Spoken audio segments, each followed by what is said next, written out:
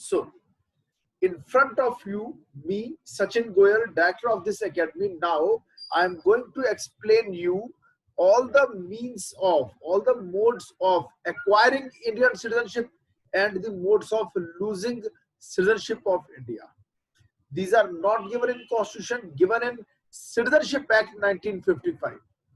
Article 11 of Constitution authorized Parliament to make law for this purpose. Okay, let's start. I'm going to show you the notes by which you will be getting all information.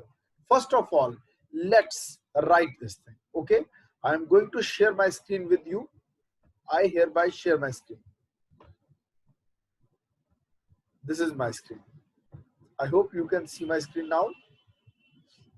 Yes, sir. Very fine. So here I keep my, so आज हम बात करेंगे citizenship के बारे में, यानी नागरिकता के बारे में। नागरिकता की इंपॉर्टेंस क्या है? कुछ ऐसे फंडामेंटल राइट्स हैं, कुछ ऐसे फंडामेंटल राइट्स हैं जो कि केवल सिटीजन्स को मिलते हैं। मैं आप लोगों से क्वेश्चन पूछता हूं, वो कौन से फंडामेंटल राइट्स हैं जो केवल सिटीजन्स को मिलते हैं, नॉन सिटीजन्स को नहीं मिलते? कौन देखते, कौन जवाब देगा? Fast. Article 15, 16, 19, 29 and 30 sir. Perfect answer, बहुत ही सटीक, बहुत ही अच्छा आंसर दिया। 15, 16, 19, 29, 30। बच्चे का नाम क्या है? किसने दिया था ये जवाब? Vanshika. I am very happy from you. बहुत अच्छे बच्चे, खुश किताई। तो अगर अब जैसे आर्टिकल 19 में कई फंडामेंटल राइट्स है, there are 6 fundamental freedoms which are there in article 19, जिसमें से एक है 19(1)D जो कहता है फ्रीडम ऑफ रेजिडेंस। हर सिटीजन को देश में रहने का अधिकार है। यूएसए, कनाडा, इंग्लैंड जाने वाले लोग वहां पर ग्रीन कार्ड के लिए कोशिशें करते हैं कि किसी तरह से वहां की सरकार उनको green card they they. What is green card?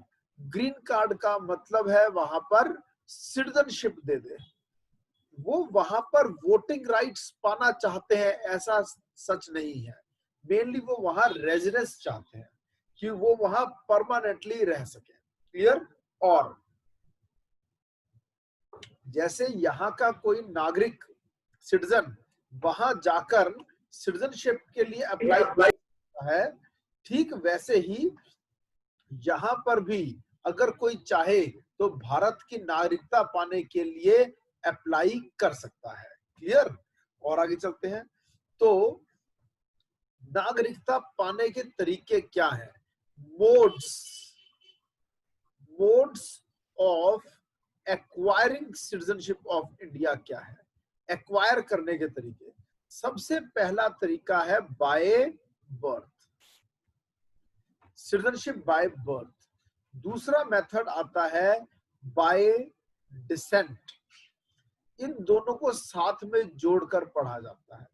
आज की डेट में अगर बात करें तो इसमें 3 कंडीशंस हैं, और ये 3 कंडीशंस कौन सी हैं?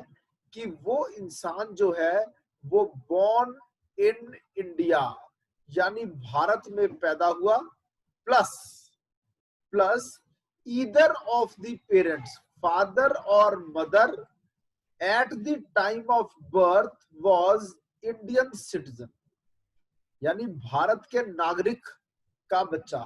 और तीसरी कंडीशन, फादर और मदर नॉट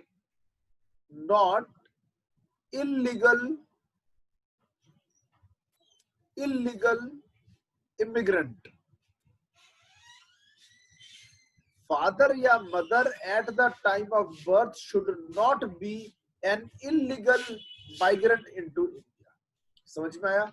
अगर ये 3 कंडीशंस 1, 2 और 3 तीनों अगर सेटिस्फाई होती हैं कि इंसान का जन्म भी भारत में हुआ और जब जन्म हुआ तब भारत का कोई नागरिक ही उनका माता या पिता था। थर्ड, जब पैदा हुए तब फादर मदर दोनों में से कोई भी फादर वो इलीगल माइग्रेंट इनटू इंडिया नहीं था। अगर ये तीनों कंडीशन सेटिस्फाई हो जाती है 1 2 3 तो right as a matter of right you acquire Indian citizenship by birth. Bharat में इस टाइम जो लोग रह रहे हैं वो 95% लोग या शायद 90% टू 95% लोग are Indian citizens by birth.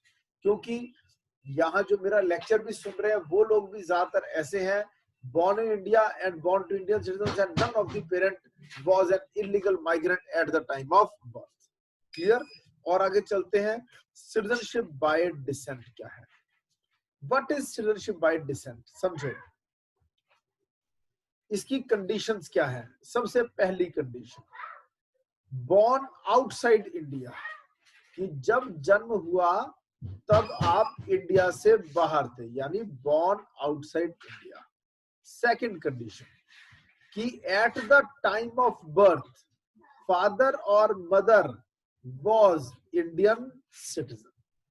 अगर ये दो कंडीशन सेटिस्फाई हो रही हैं तो आप अधिकार से, एक और चीज है, you have to get yourself registered at Indian consulate यानी एम्बेसी में आपको नाम लिखवाना होगा कि ये बच्चा जो पैदा हुआ ये भारतीय लोगों को पैदा हुआ है। कोई एक पेरेंट जो है वो भारतीय है, पैदा चाहे भारत से बाहर हुआ पर हम इसको एज इंडियन सिटीजन रखना चाहते हैं।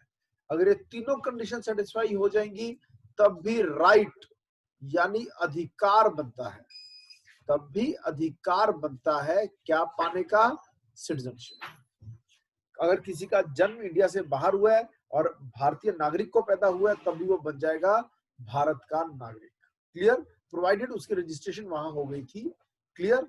और ये जो दो प्रिंसिपल्स है सबसे मेन प्रिंसिपल्स है। अब समझो इंटरनेशनल लेवल पर दो प्रिंसिपल्स हैं जो इंटरनेशनली रिकॉग्नाइज्ड हैं, वो है जस सोली और जस सैंग्विन। जस वर्ड का मतलब है लॉ और सोली वर्ड का मतलब है सॉइल यानी भारत की भूमि से जुड़ा हुआ। जस सोली का मतलब है लॉ ऑफ सॉइल, जबकि जुस सैंग्विन, जुस का मतलब लॉ और सैंग्विन का मतलब blood. So this is law of blood, this is law of soil jus soli, this is law of sorry उल्टा बोल गया मैं, this is law of soil jus soli and this is law of blood jus sanguinis. Clear? अब समझो ये जो दो principles हैं, बर्थ, बाय बर्थ आपको नागरिकता मिल रही है और दूसरा आपको मिल रही है नागरिकता बाय डिसेंट। मैं आपसे सवाल पूछता हूं वो कौन सा है? सिटीजनशिप बाय बर्थ जो है वो किस प्रिंसिपल पर आधारित है? जुस सोली या जुस सैंग्विन? देखते हैं कौन पहले जवाब देगा, देखते हैं कौन पहले जवाब देगा। Citizenship by birth, citizenship by birth law of soil पर आधारित है या लॉ ऑफ ब्लड पर आधारित है? It is based on which law? Come on reply, I want a reply from you. Law of blood. Law of blood किसने जवाब दिया? परवाज। परवाज गलत जवाब। देखो ना यार, बर्थ में पहली कंडीशन ये है कि सॉइल, इंडियन सॉइल पर जन्म होना जरूरी है। ये देखो मैंने अभी क्या करवाया था, बाय बर्थ में मैंने पहले लिखवाया था फर्स्ट कंडीशन ये है born on the soil of India, born in India। समझ में आया? जबकि बाय डिसेंट में मैंने क्या बताया आपको? when born, जब वो पैदा हुआ तब फादर या मदर इंडियन सिटीजन था यानी खून भारतीय है, चाहे इंडिया की सॉइल से बहुत दूर हुआ है। यानी लॉ ऑफ डिसेंट क्या है? जो सिटीजनशिप बाय डिसेंट है, ठीक है, that is based on law of blood. that is jus sanguinis, but citizenship by birth is based on law of soil. Point clear है? परवाज समझ में आ गया? Yes, sir. क्या मैं चलूं आगे? चलो। Yes, sir. इसके अलावा अभी ब्रीफ में कराऊंगा, फिर डिटेल में नोट्स में से कराऊंगा। फिर इसके आगे चलते हैं। अगला जो है वो है सिटीजनशिप बाय रजिस्ट्रेशन। डिटेल में बाद में कराऊंगा, पहले इतना समझ लो कि जिन लोगों का मोर लेजिटिमेट क्लेम बनता है नागरिकता पर, वो अगर यहाँ पे कुछ साल रह लेते हैं तो हम उनको रजिस्टर कर लेते हैं एज सिटीजन्स ऑफ इंडिया। अब मोर लेजिटिमेट का क्या मतलब है? देखिए, जो ये फासले हैं देशों के, जो ये बाउंड्रीज हैं देशों की, ये आर्टिफिशियल है, ये मैन मेड है, हम लोगों ने, इंसान ने बनाई है। ये कुदरत ने नहीं बनाई, ये नेचर ने नहीं बनाई, मगर लव नेचुरल है, मैरिज नेचुरल है, giving birth to a child, बच्चे होना कुदरत है। तो प्यार, मोहब्बत, शादी, माता पिता के रिलेशन, ये कुदरती चीजें और ये मैन मेड बाउंड्रीज से ऊपर है। इस कारण से हम एक लीनियंट व्यू अपनाते हैं और इजीली उस इंसान को भारत का नागरिक बना लेते हैं जो मैरिज कराकर इंडिया में आया है। यानी फॉरेनर ने अगर किसी इंडियन सिटीजन से शादी करवा ली तो वो भारत की नागरिकता आसानी से पा सकता है। फॉर एग्जाम्पल प्रियंका चोपड़ा का पति, कोई बताएगा प्रियंका चोपड़ा के पति का नाम? कम ऑन, किसी को नहीं पता? General knowledge. What is the name of husband of Priyanka Chopra? Nick Jonas. Nick Jonas. अब निक जोनस ने जो शादी की है, निक ने जो शादी की प्रियंका चोपड़ा से की, प्रियंका चोपड़ा इंडियन सिटीजन, तो निक जोन्स यहाँ कुछ ही साल रहकर इंडिया की नागरिकता पा सकता है। मगर मुझे लग रहा है उल्टा होगा, प्रियंका चोपड़ा वहां की नागरिकता ले लेंगी। ठीक है, ओके। ऐसे ही सोनिया गांधी, जो सोनिया गांधी थी, she was a resident of the country Italy, clear. और उसने शादी किससे की? राजीव गांधी से उसने शादी कर ली, राजीव गांधी से, क्लियर। तो Rajiv Gandhi was Indian citizen, तो सोनिया गांधी को इजीली यानी कुछ ही साल यहाँ रहकर मिल गई भारत की नागरिकता। ऐसे ही कोई चाइल्ड है, ऐसे ही अगर कोई चाइल्ड है, बच्चा है, उसके पेरेंट्स अगर इंडियन सिटीजन पा लेते हैं तो चाइल्ड को भी इजीली मिल जाती है इंडिया की सिटीजनशिप। फिर कोई अगर PIO है, पीपल ऑफ इंडियन ओरिजिन, भारतीय मूल का इंसान, तो उसको भी इजीली सिटीजनशिप मिल जाती है, क्लियर। लेकिन अगर ऐसे कुदरती मोर लेजिटिमेट क्लेम अगर एग्जिस्ट नहीं करते हैं तो क्या होगा? तो मुश्किल रास्ता अपनाना पड़ेगा, और वो क्या है? Citizenship by naturalisation. What exactly is neutralise करना? और नेचुरलाइजेशन क्या है कि चाहे वो नेचुरल नहीं है पर फिर भी उसे नेचुरलाइज कर लिया। जैसे कोई काम धंधे के लिए, पैसा कमाने के लिए भारत में आया है, यानी ना तो वो इंडियन सिटीजन का किड है, बच्चा है, ठीक है, ना ही वो पीपल ऑफ इंडियन ओरिजिन है, भारतीय मूल का भी नहीं है, ना ही यहाँ पर वो मैरिज करवा कर आ रहा है, वो तो यहाँ वैसे ही सेटल होने को आ रहा है।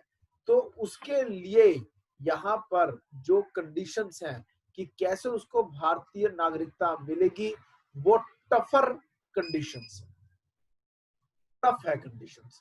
जैसे कि उसका स्टे का पीरियड लंबा है, उसको बहुत लंबा पीरियड यहाँ रहना पड़ेगा। दूसरा, उसको यहाँ पर कोई भारतीय भाषा भी आनी चाहिए, इंडियन लैंग्वेज। उसका कैरेक्टर भी अच्छा होना चाहिए, उसको भारत के संविधान में भी आस्था रखने की ओथ यानी शपथ लेनी होगी। और अगर वो इंसान ऐसी किसी कंट्री से आ रहा है, वो ऐसे किसी देश से आ रहा है जहां पर इंडियंस को सिटीजनशिप नहीं देते, तो हम भी नहीं देंगे, हम किसी से कम है क्या? हम भी राजा हैं अपने आप में। अगर वो ऐसे देश से आ रहा है जो लोग हम लोगों को नागरिकता नहीं देते, तो हम क्यों देंगे? हम भी नहीं देते फिर ऐसे में। समझ में आया?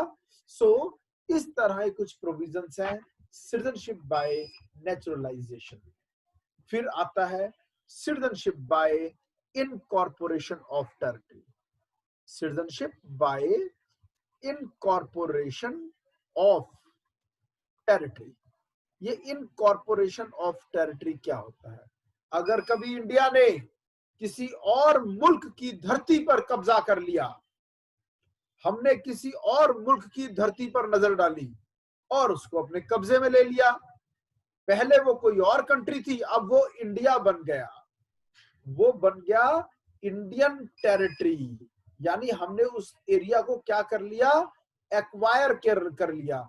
तो भाई वहां के लोगों को वहां से निकाल थोड़ा देंगे, वो सब इंडियन सिटीजन्स बन जाएंगे। पर क्या भारत ने कभी किसी और देश की धरती पर नजर डाली है? हाँ या ना? जल्दी बोलो। क्या हमने No, कब्जा sir. किया? क्या हमने कभी किसी और देश के किसी हिस्से पर कब्जा किया? जल्दी बोलो। हाँ किया। क्यों नहीं किया? गलत जवाब आपका। हमने गोवा पर कब्जा किया। किसका था गोवा? गोवा था पोर्तुगीज का। हमने पोर्तुगीज की धरती थी गोवा। 1960s में कब्जा किया, आजादी के कई सालों के बाद। क्लियर? और बताता हूं, अभी हम किसी से कम नहीं है ठीक कब्जा करने में। हमने और किस पर कब्जा किया? दमन एंड दीव पर किया। दमन एंड दीव, ये भी किसका? दिया नहीं है, दीव, दिया यू। दमन एंड दीव, ये भी किसका एरिया था? पोर्तुगीज का एरिया था, पोर्तुगीज लैंड थी। और किस एरिया पे कब्जा किया? Dadar and Nagar Haveli, and Nagar Haveli. ठीक है, ये किसका एरिया था? ये भी पोर्तुगाल का एरिया था, 17। ठीक है जी। और किस एरिया पे कब्जा किया? पुडुचेरी पर कब्जा किया। ये किसका एरिया था? ये फ्रांस का एरिया था, ये फ्रेंच कॉलोनी थी। और किस एरिया पर कब्जा किया? हमने कब्जा किया सिक्किम पर। सिक्किम एक आजाद मुल्क था, वो चाहता था कि हम उसको प्रोटेक्ट करें। वो पहले हमारा बना प्रोटेक्टोरेट, कि हम उसकी रक्षा किया करते थे। क्लियर? बाद में हम उसको हमने इंडिया में मिला लिया और वो बन गया इंडिया का अभिन्न अंग, वो एक स्टेट बन गया। क्लियर? तो इस तरह से yes, under article 2 Indian constitution के आर्टिकल 2 के तहत हम फॉरेन लैंड्स को एक्वायर कर सकते हैं। मेरी दिली ख्वाहिश है कि इंडिया पूरे के पूरे पाकिस्तान पर और पूरे के पूरे चाइना पर भी कब्जा कर ले। आमीन सुम आमीन, ईश्वर करे ऐसा हो। ठीक है जी, चलो आगे चलते हैं। तो अब आता है 6th, citizenship by Assam accord. Assam accord, जो असम के अंदर बहुत लोग ऐसे हैं जो बांग्लादेश से आ गए थे। जब हमने बांग्लादेश को पाकिस्तान से आजादी दिलवाई थी, तो ये उस समय की बात है, बहुत लोग बांग्लादेश से परमानेंटली इंडिया में आ गए थे। जो तो पहले आ गए थे उनको तो हम इजीली नागरिकता देते हैं, जो उससे लेट आए थे उनको कुछ टाइम यहाँ रहना पड़ेगा, फिर मिलेगी, और उससे जो बाद वाले हैं उनको हम नागरिकता नहीं देते। क्लियर? इसके रूल्स अभी डिटेल में मैं आपको करवाऊंगा। फिर आता है मोड्स ऑफ लूजिंग सिटीजनशिप। मैं ब्रीफ में बता रहा हूं पहले कैसे कोई इंडिया की सिटीजनशिप को लूज कर देगा, लूज या फिर कैसे उसकी सिटीजनशिप खत्म हो जाएगी। सिटीजनशिप खत्म कैसे होती है? ओके। सबसे पहला सिटीजनशिप को खत्म करने का तरीका जो है by renunciation, by renunciation. Renunciation word renounce word से बना है। ये रिनाउंस वर्ड का मतलब क्या होता है, यानी गिव अवे, त्याग देना। अगर कोई अपनी मर्जी से लिखकर देता है, एफिडेविट साइन करता है और छोड़ देना चाहता है भारत की नागरिकता, तो हम कहते हैं ओके बाय। समझ में? मगर जंग लगी हुई है, इमरजेंसी है, ऐसे में आप रिनाउंस नहीं कर सकते, छोड़ नहीं सकते, फिर हम ओके नहीं कहेंगे, फिर हम बाय बाय नहीं कहेंगे। ओके। अगर कोई कहता है जी मुझे यूएसए की नागरिकता मिलनी है, मेरी सारी कंडीशंस पूरी हो गई हैं, बस वो कह रहे हैं कि पहले आप इंडिया की नागरिकता को खत्म करो, फिर हम आपको यूएसए की नागरिकता देंगे, तो उसकी इंडिया की नागरिकता को हम उसके बोलने पर खत्म कर देंगे। इसे हम कहते हैं क्या? And of citizenship, and of citizenship bye renunciation. Clear? अब अगला पॉइंट करने जा रहे हैं। अगला पॉइंट क्या है? वो इससे भी ज्यादा महत्वपूर्ण पॉइंट है, और वो पॉइंट क्या है? End of citizenship. Wait, end of citizenship by termination, by termination. कुछ देश ऐसे हैं कि वो ये कंडीशन नहीं लगाते कि आप पहले वाली कंट्री की नागरिकता को खत्म करके आओ। अगर कोई इंडिया का सिटीजन, मान लो दुबई का नागरिक बन जाता है, जापान का नागरिक बन जाता है, हमें बिना बताए, तो जैसे ही इस बात का हमें पता चलेगा तो हम क्या करेंगे? हम कंपल्सरी लेवल पर उसको मैंडेटरी कर देंगे, खत्म कर देंगे, एंड कर देंगे उसकी सिटीजनशिप, क्योंकि तुमने किसी और देश की, किसी और कंट्री की तुमने नागरिकता ले ली है, इसलिए यहाँ की नागरिकता का दी एंड। इसे कहते हैं टर्मिनेशन। फिर आता है end of citizenship by deprivation, कि yes a person can be deprived. Deprivation भी हो सकता है। डेप्रिवेशन क्या है? अगर ये पता चले कि किसी ने भारत की नागरिकता फ्रॉड से हासिल की है, या फिर किसी ने material concealment of facts, concealment की है, जरूरी बातें जो बतानी चाहिए थी वो नहीं बताई, और धोखे से भारत की नागरिकता पाली है, तो जैसे ही हमें पता चलता है उसने हमारे साथ धोखा किया, तो हम उसकी सिटीजनशिप का कर देंगे दी एंड। क्लियर? तो इस तरह से, 3 तरह से भारत की नागरिकता खत्म हो सकती है। मैंने ब्रीफ में तो आपको बता दिया। कोई क्वेश्चन पूछना है तो पूछो। अब मैं इसकी डिटेल्स आपको करवाने जा रहा हूं। Anything you want to ask? कोई क्वेश्चन पूछना है जी? May I switch on to details? Here are the details. Details आपके सामने है। फाइन। अब डिटेल में आपको बताऊंगा कि सिटीजनशिप बाय बर्थ क्या है, ठीक है, और सिटीजनशिप बाय, मैं अब सब डिटेल में कराने वाला हूं आपको ये चीजें। Citizenship by birth, bye decent, bye registration, bye naturalisation, bye incorporation of territory, और फिर आखिरी में आपको करवाऊंगा मैं असम अकॉर्ड, कि असम अकॉर्ड क्या है। क्लियर? और मैं एक स्पेशल सेशन लूंगा CAA, सिटीजनशिप अमेंडमेंट एक्ट पर भी। Clear? Let's start with by birth. जो आज की प्रेजेंट पोजीशन है वो धीरे धीरे इवॉल्व हुई है। प्रेजेंट पोजीशन तो वही है, 3 बातें होनी चाहिए। Born in India, eight the time of birth, at the time of birth he should be an Indian, a father or mother should be an Indian citizen, or third, none of the parents at the time of birth should be an illegal migrant into India। पर ये धीरे धीरे provisions कैसे आए? पहले provision ये था, जब देश आजाद हुआ और संविधान लागू किया हमने, तब प्रोविजन क्या था? A person born in India from this date to 1st July 1987, ठीक है जी, he is a citizen of India by birth irrespective of the nationality of his parents. क्योंकि ये जो सेकंड कंडीशन थी, either father or mother should be an Indian citizen at the time of birth, ये apply हुई 1 जुलाई 1987 से। तो उससे पहले तो ये रूल था जो भारत में पैदा हो गया वो भारत का नागरिक, यानी कितनी कंडीशंस फुलफिल होनी जरूरी थी, ओनली फर्स्ट कंडीशन। फिर हो गई दो कंडीशंस, और दो कंडीशंस कौन सी हो गई, born in India plus either of the parents should be a citizen of India at the time of birth। ये कब से लागू हुआ, 1 जुलाई 1987 से। क्लियर।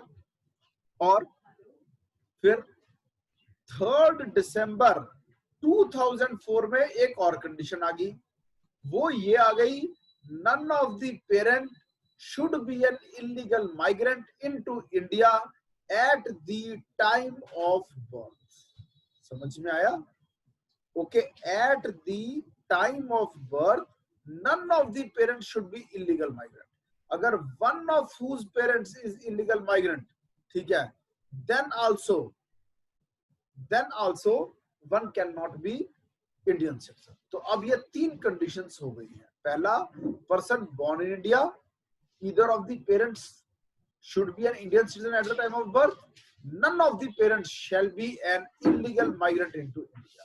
लेकिन इसके एक्सेप्शंस हैं कुछ। क्या वो क्या है, children of foreign diplomats posted in India and enemy aliens cannot acquire Indian citizenship by birth। Exceptions क्या है इस रूल के, वो है 3 exceptions are there। पहला, foreign diplomats cannot acquire Indian citizenship by birth। दूसरा, enemy aliens, ओके, दो ही है, sorry, foreign diplomats posted in India और enemy aliens, they cannot acquire Indian citizenship by birth। Clear. और आगे चलते हैं हम। अब आता है बाय डिसेंट। ओके, पहली बात, जब देश आजाद हुआ था और हमने संविधान को लागू किया था 26 जनवरी 1950 से, तब क्या हुआ था, क्योंकि पहला चेंज इस वाले में आया था, कब आया था, 10 दिसंबर 1992। तो यहां पर फादर वर्ड यूज हुआ था, यानी इस डेट से इस डेट के बीच में अगर कोई पैदा हुआ तो रूल क्या है, born outside India plus father at the time of birth was an Indian citizen। अगर ये दो कंडीशन सेटिस्फाई होनी चाहिए थी। पहला, born outside India plus father Indian citizen at the time of birth, तो वो भारत का नागरिक बन जाता था। मगर फिर आ गया सामने आर्टिकल 14, यानी राइट टू इक्वालिटी, औरत मर्द बराबर है। अगर माँ इंडियन सिटीजन है तब भी तो नागरिकता मिलनी चाहिए। तो रूल बन गया क्या, ईदर ऑफ द पेरेंट्स। कब से रूल अप्लाई हुआ, 10 दिसंबर 1992। और अब क्या रूल बन गया, बॉर्न इन इंडियन सिटीजन, पहली कंडीशन क्या, born outside India plus at the time of birth either of the parents was a Indian citizen at the time of birth। फिर एक और चेंज आया, वो आया 3 दिसंबर 2004 को। और वो क्या चेंज आया, ठीक है, कि रजिस्ट्रेशन भी करवानी जरूरी है, रजिस्टर्ड एट इंडियन कॉन्सुलेट, वो भी पैदा होने के 1 साल के अंदर, ठीक है, of the date of birth से 1 साल के अंदर, और with the permission of central government after the expiry of the said period। 1 साल के बाद भी रजिस्ट्रेशन हो सकती है, मगर फिर सेंट्रल गवर्नमेंट की परमिशन लेनी होगी। 1 साल के अंदर कराते हो तो as a matter of right मिलेगी। ओके, और जो आप सिटीजनशिप बाय, जो आप सिटीजनशिप को अप्लाई करने के लिए रजिस्ट्रेशन कराते हो अपने बर्थ की, अपने माइनर चाइल्ड की, इंडियन कॉन्सुलेट में जो आप कराते हो, उसके साथ में एक अंडरटेकिंग भी देनी पड़ती है, रिटर्न में पेरेंट्स को देना पड़ता है। क्या देना पड़ता है माइनर के बिहाफ पर, कि ही और she does not hold any passport of another country. समझो, आज की डेट में तो 3 कंडीशंस है, person born outside India, father or mother was Indian citizen at the time of birth plus registered with Indian consulate within 1 year, और 1 year टप गया तो उसके बाद सेंट्रल गवर्नमेंट की परमिशन से क्या होगी, आपकी रजिस्ट्रेशन होगी। और रजिस्ट्रेशन टाइम पे आपको ये भी लिखना पड़ेगा कि आप किसी और कंट्री के सिटीजन नहीं हो। और जो माइनर भारत का नागरिक बन गया, माइनर जो कि भारत का नागरिक बन गया बाय डिसेंट, ठीक है, और and he is also a citizen of any other country, तो क्योंकि उसका तो बच्चे का राइट है ना, वो चूज करे। अब मान लो इंडियन सिटीजन गया यूएसए और वहां जाके उसको प्यार हो गया, शादी हो गई, फादर है यूएसए का और मदर है इंडियन, तो उसके तो दोनों जगह के सिटीजनशिप पाने के राइट्स हैं। तो वो जब मेजर हो जाएगा, जब वो मेजर हो जाएगा तो किसी एक को रिनाउंस करना पड़ेगा। और मेजर होने के बाद 18 साल का होने के बाद जब उसने फुल एज अटेन कर लिया यानी 18 इयर्स, तब 6 महीने में डिसाइड करे कि वो इंडिया की सिटीजनशिप को छोड़ रहा है या यूएसए वाली को, किसी एक को तो छोड़ना ही पड़ेगा। shall cease to be a citizen of India if it does not renounce, और अगर वो किसी को भी नहीं छोड़ रहा तो ऑटोमेटिकली इंडिया की सिटीजनशिप खत्म। Is my point clear? और फिर आता है सिटीजनशिप बाय रजिस्ट्रेशन। कैसे एक मोर लेजिटिमेट क्लेम होने पर एक इंसान को नागरिक बनाया जा सकता है भारत का। क्लियर? ये वाला पॉइंट और नेचुरलाइजेशन वाला पॉइंट हमेशा साथ में जोड़कर देखा जाता है। क्लियर? अब आपका ये सेशन खत्म होने जा रहा है, ठीक है, क्लास आपकी एंड होने जा रही है, तो मैं इसको यहाँ एंड करूंगा। ओके, और कल के सेशन में हम करेंगे citizenship by registration, bye naturalisation, Assam accord, ये सब कुछ हम, और इनकॉर्पोरेशन टेरिटरी, ये सब हम कल करेंगे अगले सेशन में। कोई स्टूडेंट कुछ क्वेश्चन पूछना चाहता है, किसी कोई क्वेरी हो तो क्वेश्चन पूछिए।